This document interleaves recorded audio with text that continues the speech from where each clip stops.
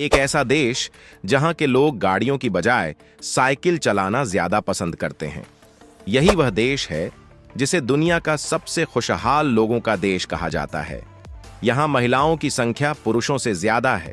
यह देश प्राकृतिक रूप से जितना खूबसूरत है, उतनी ही चौंकाने वाली है इसकी संस्कृति। यही वह जगह है जिसने सबसे पहले अश्लील फिल्मों को कानूनी मान्यता दी थी। इतना ही नहीं, सन 2000 की शुरुआत में यहां रात के समय टीवी पर इस तरह की फिल्में भी दिखाई जाने लगीं। ये वही देश है जहां एक महिला अपने जीवन में एक या उससे भी ज्यादा शादियां करती है। यहां पर लड़की और लड़के के साथ साथ लड़की और लड़की भी शादी कर सकते हैं और इसे समाज में स्वीकार किया जाता है। यहीं के लोग इतने पढ़े लिखे हैं कि अब तक 13 बार नोबेल प्राइज जीत चुके हैं। सड़कों पर कूड़ा ढूंढना लगभग नामुमकिन है। यहां हर 10 में से 5 जोड़ों की शादी टूट जाती है। जी हां, हम बात कर रहे हैं डेनमार्क की। आपने शायद पहले भी इस देश के बारे में सुना होगा या कई वीडियो देखे होंगे, लेकिन आज हम आपको डेनमार्क के बारे में कुछ ऐसी बातें बताएंगे जिन्हें जानकर आप कहेंगे, देश तो सुंदर है, लेकिन संस्कृति और इतिहास भी उतना ही रोचक है। साथ ही हम आपको यहाँ की कुछ बेहद खूबसूरत जगहों की सैर भी करवाएंगे। तो अगर वीडियो को लाइक और चैनल को सब्सक्राइब मिल जाए तो हमारी मेहनत सफल होगी। डेनमार्क उत्तरी यूरोप का एक छोटा सा देश है। यह 400 से भी ज्यादा छोटे बड़े आइलैंड को मिलाकर बना है।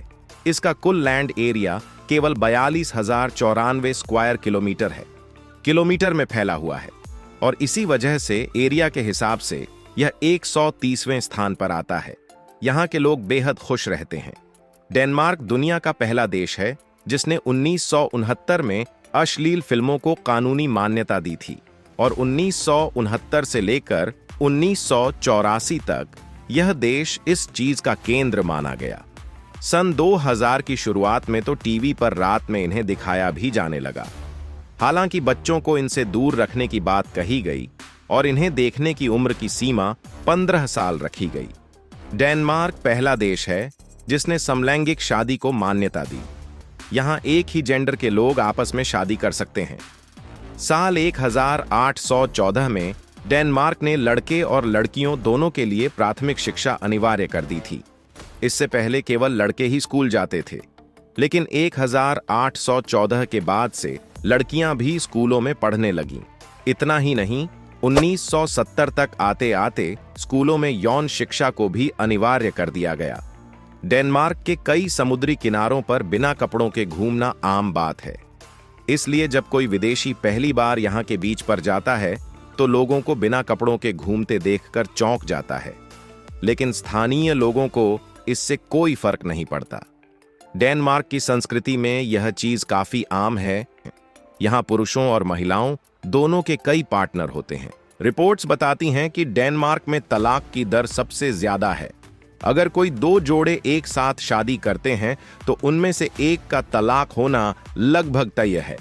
इसी कारण यहाँ की महिलाएं और पुरुष अपने जीवन में 3 से 4 बार शादी करते हैं और इसका भी भरोसा नहीं होता कि आखिरी शादी चलेगी या नहीं। यहाँ के लोग अक्सर 33 से 34 साल की उम्र के बाद ही शादी के बारे में सोचते हैं। आपको यह जानकर हैरानी होगी कि विश्व खुशहाली रिपोर्ट 2025 के अनुसार डेनमार्क दुनिया का दूसरा सबसे खुशहाल देश है। पहले नंबर पर आता है फिनलैंड। डेनमार्क की खुशहाली का कारण है सामाजिक समानता, मुफ्त शिक्षा और स्वास्थ्य सुविधाएं और लोगों का एक दूसरे पर गहरा भरोसा। हाँ, यहाँ टैक्स ज्यादा देना पड़ता है, लेकिन इसके बदले में लोग बेहतरीन जीवन जीते हैं। लेकिन बदले में इन्हें सारी सुविधाएं बिल्कुल मुफ्त मिलती हैं, चाहे ट्रांसपोर्ट हो, इलाज हो या फिर बुढ़ापे में अच्छी पेंशन। सब कुछ सही समय पर मिलने की वजह से लोग टेंशन फ्री रहते हैं। डेनमार्क के लोग पूरे हफ्ते में सिर्फ 24 घंटे काम करते हैं, यानी रोजाना करीब 5.5 घंटे। फिर चाहे काम ऑफिस का हो या मजदूरी का। अब जानते हैं डेनमार्क का इतिहास। इसके लिए हमें सबसे पहले राजधानी को देखना होगा, कोपेनहेगन। लिखित रूप से यह शहर 12वीं शताब्दी में बसाया गया था। बेशक एप्सलॉन ने 1167 में कोपेनहेगन को एक महत्वपूर्ण बंदरगाह के रूप में विकसित किया। उन्होंने हवाई किले का निर्माण करवाया जो शहर का आधार बना। कोपेनहेगन नाम दैनिक शब्द कोर्ट में हैं से निकला है, जिसका मतलब होता है व्यापारियों का बंदरगाह। शुरू से ही यह शहर व्यापार का केंद्र रहा है। समय समय पर कोपेनहेगन पर अलग अलग शासकों ने राज्य किया। डेनमार्क के राजवंशों में खासकर ओल्डनबर्ग वंश ने 15वीं शताब्दी से शहर को अपने नियंत्रण में ले लिया और फिर 1413 में कोपेनहेगन को डेनमार्क की राजधानी घोषित कर दिया गया। बाद में राजा क्रिश्चियन फोर्थ ने इसे सांस्कृतिक और प्रशासनिक केंद्र बनाया। इन्होंने कई किले भी बनवाए, जिनमें रोसेनबोर्ग कैसल और अन्य ऐतिहासिक इमारतें शामिल हैं। 18वीं और 19वीं शताब्दी में शहर ने आग और युद्धों का सामना किया। जैसे 1807 में ब्रिटिश बमबारी ने यहां काफी नुकसान पहुंचाया। फिर भी यह शहर दोबारा उठ खड़ा हुआ और औद्योगिक क्रांति के दौरान तेजी से विकसित हुआ। 20वीं शताब्दी में कोपेनहेगन पूरी तरह आधुनिक बन गया। मेट्रो सिस्टम और साइकिल फ्रेंडली सड़कों के साथ यह एक हरियाली से भरपूर शहर दिखाई देने लगा। आज इसे दुनिया के सबसे रहने योग्य शहरों में गिना जाता है। यह अपनी सांस्कृतिक विरासत, डिजाइन और नए विचारों के लिए मशहूर है। कोपेनहेगन का बंदरगाह अब भी अर्थव्यवस्था का अहम हिस्सा है। यही वजह है कि यह पर्यटन और व्यापार का बड़ा केंद्र बना हुआ है।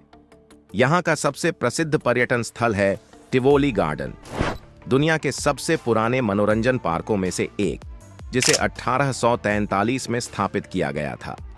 शहर के बीचों बीच मौजूद ये पार्क हर साल लाखों पर्यटकों को आकर्षित करता है। टिवोली गार्डन में रोलर कोस्टर, खूबसूरत बगीचे, थिएटर और रेस्टोरेंट सब कुछ है। इसकी स्थापना जॉर्ज कार्स्टेनसेन ने की थी। यह पार्क न केवल मनोरंजन का केंद्र है, बल्कि कोपेनहेगन की सांस्कृतिक पहचान का हिस्सा भी है। क्रिसमस और हैलोवीन के दौरान यहाँ की रोशनी और सजावट इसे और भी जादुई बना देती है। यहाँ बच्चे और बड़े दोनों खूब आनंद लेते हैं। इसी पार्क ने वॉल्ट डिज्नी को डिज्नीलैंड बनाने की प्रेरणा दी थी। अब अगर डेनमार्क की आबादी की बात करें तो यहाँ करीब 70 लाख लोग रहते हैं। इनमें से 71% लोग ईसाई धर्म को मानते हैं, लगभग 4% मुस्लिम हैं और 5% में हिंदू, बौद्ध और यहूदी शामिल हैं। इसके अलावा 20% आबादी नास्तिक है, यानी किसी भी धर्म को नहीं मानती। यहाँ की मुद्रा डैनिश क्रोन है। 1 क्रोन हमारे भारत के लगभग 13 रुपये के बराबर होता है। लोग यहाँ काफी पढ़े लिखे हैं, इसीलिए यह देश अब तक 13 बार नोबेल प्राइज जीत चुका है, जिनमें नील्स बोहर ने 1922 में और जोहान्स लुम्बर्ग ने 2001 में ग्लोबल वार्मिंग पर यह पुरस्कार जीता। अब बात करते हैं डेनमार्क के सबसे प्रसिद्ध किले की, क्रोनबोर्ग कैसल। इसे एल्सिनोर कैसल भी कहा जाता है। यह देश की ऐतिहासिक धरोहरों में सबसे अहम है। इसकी नींव 1420 के दशक में राजा एरिक ऑफ पोमेरेनिया ने रखी थी। तब यह एक छोटा किला था, लेकिन 1574 में राजा फ्रेडरिक द्वितीय ने इसे एक भव्य किले में बदल दिया। यही किला बाद में 17वीं शताब्दी में डेनमार्क की शक्ति का प्रतीक बन गया। 1670 में आग लगने के बाद राजा क्रिश्चियन फोर्थ ने इसे दोबारा बनवाया। साल 2000 में इसे यूनेस्को की विश्व धरोहर स्थलों में शामिल किया गया। यह किला विलियम शेक्सपियर के नाटक हेमलेट से भी मशहूर हुआ, जिसकी वजह से इसे विश्व साहित्य में खासी पहचान मिली। क्रोनबोर्ग कई युद्धों और संघर्षों का गवाह रहा है, खासकर स्वीडन के साथ। आज भी यह किला डेनमार्क की संस्कृति और विरासत का प्रतीक माना जाता है। पूरा देश घूमने के बाद आप यहाँ की ताज़ी हवा और प्राकृतिक नज़ारों को हमेशा याद रखेंगे। सड़कों पर ज्यादा भीड़ नहीं मिलती। लोग ईमानदार, शांत स्वभाव के और साफ सुथरे माने जाते हैं। डेनमार्क को दुनिया के सबसे स्वच्छ देशों में गिना जाता है। यहाँ कूड़ा ढूंढना भी मुश्किल है। प्रदूषण से बचाने के लिए लोग साइकिल या पब्लिक ट्रांसपोर्ट का इस्तेमाल करते हैं। यहाँ की कंपनियां भी अपने कचरे या केमिकल सीधे नदियों में नहीं छोड़ती, इसीलिए नहरें साफ बनी रहती हैं। अब चलते हैं बॉर्नहोम की ओर, जो बाल्टिक सागर में मौजूद डेनमार्क का छुपा हुआ हीरा है। यह द्वीप अपनी प्राकृतिक सुंदरता और शांत वातावरण के लिए जाना जाता है। कोपेनहेगन से लगभग 150 किलोमीटर दूर होने के बावजूद यह डेनिश संस्कृति को दर्शाता है। यहाँ लगभग 39,000 लोग रहते हैं, जिससे यह बहुत ही कम भीड़-भाड़ वाला इलाका है। यहाँ की चट्टानी पहाड़ियाँ, जैसे हैमर के खंडहरों वाली पहाड़ी और घने जंगल, प्रकृति प्रेमियों को बहुत भाते हैं। द्वीप के उत्तरी हिस्से में ग्रेनाइट की चट्टानें और दक्षिण में सफेद रेतीले समुद्र तट किसी जादुई तस्वीर जैसे लगते हैं। बॉर्नहोम का हल्का मौसम और साइकिलिंग ट्रेल्स इसे छुट्टियां बिताने के लिए आदर्श जगह बनाते हैं। इसके छोटे छोटे गांव जैसे गुदजेम पारंपरिक डेनिश संस्कृति को और भी खास बना देते हैं। बॉर्नहोम अपनी प्राकृतिक सुंदरता, शांत वातावरण और कम आबादी की वजह से डेनमार्क का अनोखा पर्यटन स्थल है। तो दोस्तों, अगर हमारी यह मेहनत और जानकारी आपको पसंद आई हो तो वीडियो को लाइक और शेयर करें। साथ ही चैनल को सब्सक्राइब करके बेल आइकन दबा दें ताकि अगली नई वीडियो आप मिस न करें। हम मिलेंगे अगली वीडियो में। तब तक के लिए नमस्कार और अपना ख्याल रखें।